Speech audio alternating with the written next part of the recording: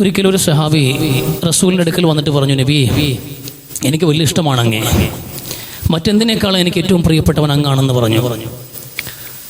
റസൂൽ ചോദിച്ചു, എന്താണ് പറഞ്ഞത് എന്ന് നിങ്ങൾക്ക് ബോധ്യമുണ്ടോ? എന്താ ഈ പറഞ്ഞത്? ഉള്ളിത്തട്ടി പറഞ്ഞ കാര്യമാണോ എന്നാണോ? നബി കൃത്യമായ ബോധ്യത്തിൽ നിന്നുകൊണ്ടാണ്, സബോധത്തോടു കൂടിയാണ്, ഉറച്ചൊരു നിലപാടാണ് ഞാൻ ഇവിടെ പ്രഖ്യാപിക്കുന്നത്, എനിക്ക് എന്തിനേക്കാളും അങ്ങനെയാണ് ഇഷ്ടമെന്ന്. റസൂൽ സ്വല്ലല്ലാഹു അലൈഹി വസല്ലം തങ്ങൾ പറഞ്ഞു, എന്നാൽ പിന്നെ ദാരിദ്ര്യത്തെ നീ പ്രതീക്ഷിച്ചോളണം, കുറേ കഷ്ടതകളും നഷ്ടങ്ങളും ഒക്കെ നീ പ്രതീക്ഷിച്ചോളണം, എന്നെ സ്നേഹിച്ച് ജീവിക്കൽ അല്പം പ്രയാസമുള്ള കാര്യമാണ് എന്ന് റസൂൽ സ്വല്ലല്ലാഹു അലൈഹി വസല്ലം.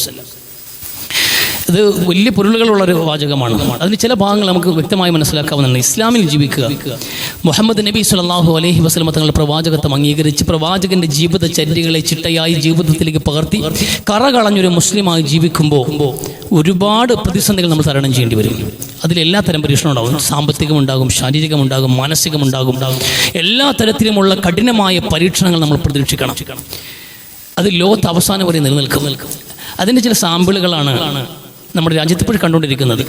ഇപ്പം ഏറ്റവും ലേറ്റസ്റ്റ് ആയിട്ട് ആസാമിലെ 28 മുസ്ലിമീങ്ങളുടെ പൗരത്വം തെളിയിക്കാൻ കഴിയാത്തത് കൊണ്ട് അവരെ തടങ്കലിലേക്ക് മാറ്റി പാർപ്പിച്ചിട്ടുണ്ട്.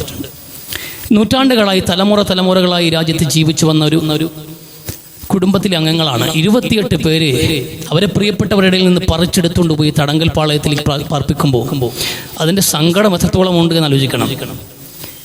ഇത് എത്ര ഗൗരവമേറിയൊരു വിഷയത്തിൻ്റെ സൂചനയാണ് നമ്മൾ തിരിച്ചറിയേണ്ടതുണ്ട്. ഈ CAA എന്ന് പറയുമ്പോഴത്തേക്കും സിറ്റിസൺഷിപ്പ് അലോട്ട്മെൻറ്റ് ആക്ട് എന്ന് പറഞ്ഞിട്ട് പൗരത്വം കൊടുക്കാനുള്ള ഒരു ആക്ട് കൊണ്ടുവന്നിട്ടുണ്ട്. ആരും പൗരത്വം കൊടുത്ത് കളയുന്നില്ല എന്ന് വലിയ വാചാലരായ മാധ്യമങ്ങളും വ്യാഖ്യാനിച്ച് നടന്ന ന്യായീകരണ തൊഴിലാളികളും ഇപ്പോൾ കാണാനില്ല.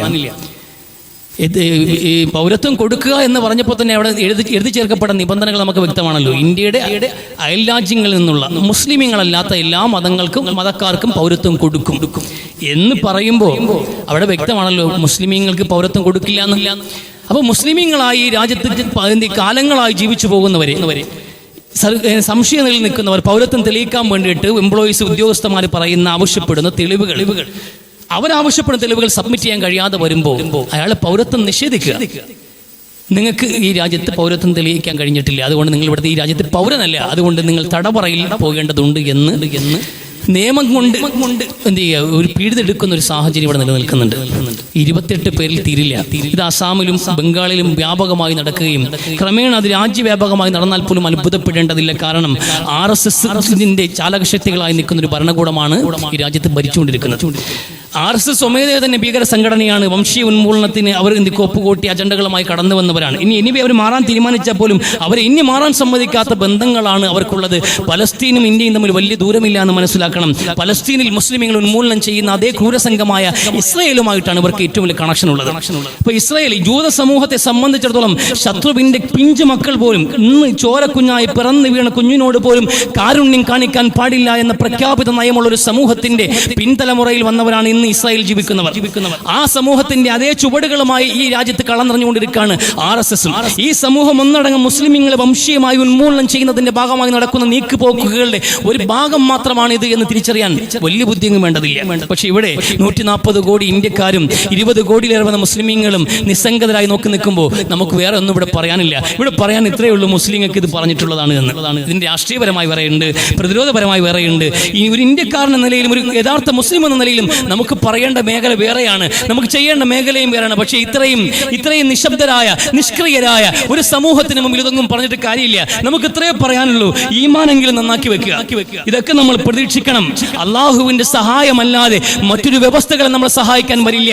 അതുകൊണ്ട് ഈ ജീവിതത്തിൽ തടവറയും നമ്മൾ പ്രതീക്ഷിക്കണം, അന്യായമായ അവകാശ നിഷേധങ്ങൾ നമ്മൾ പ്രതീക്ഷിക്കണം, കൊലപാതകങ്ങൾ നമ്മൾ പ്രതീക്ഷിക്കണം, ആൾക്കൂട്ട കൊലപാതകങ്ങൾ പ്രതീക്ഷിക്കണം, പശുവിന്റെ പേരിലും പോത്തിന്റെ പേരിലും ബീഫിന്റെ പേരിലും വെട്ടിയെറിയപ്പെടുമെന്ന് നമ്മൾ പ്രതീക്ഷിക്കണം. ഇതെല്ലാം ഇവിടെ സംഭവിച്ചാലും അള്ളാഹുവിന്റെ നീതിപീഠമെന്നൊരു കോടതിയിൽ നമുക്ക് അള്ളാഹു നീതി നൽകുമെന്ന പ്രതീക്ഷ മാത്രം കയ്യിൽ വെച്ചാൽ മതി. അതുകൊണ്ട് ഇവിടെയും അവിടെയും നഷ്ടം വരാൻ പാടില്ലല്ലോ, ഇവിടെയും നഷ്ടം അവിടെയും നഷ്ടം വരാൻ പാടില്ല. അതുകൊണ്ട് ഈമാൻ നന്നാക്കുക, അള്ളാഹു എന്ന ഏകദൈവത്വത്തിൽ അടിയുറച്ചൊരു വിശ്വാസത്തോടെ നിലകൊള്ളുക, അള്ളാഹുവിനെയും റസൂലിനെയും സ്നേഹിച്ച് അള്ളാഹുവിനെയും റസൂലിന്റെയും ചിട്ടയായ ജീവിതത്തിൽ പകർത്തി കറകളഞ്ഞ മുസ്ലിമായി മരിക്കൂ. നിങ്ങൾ എങ്ങനെ മരിച്ചാലും അള്ളാഹുവിന്റെ അടുക്കൽ വിജയികളായി നിങ്ങൾ എഴുന്നേൽക്കുന്ന ഒരു സുബിധം വരും.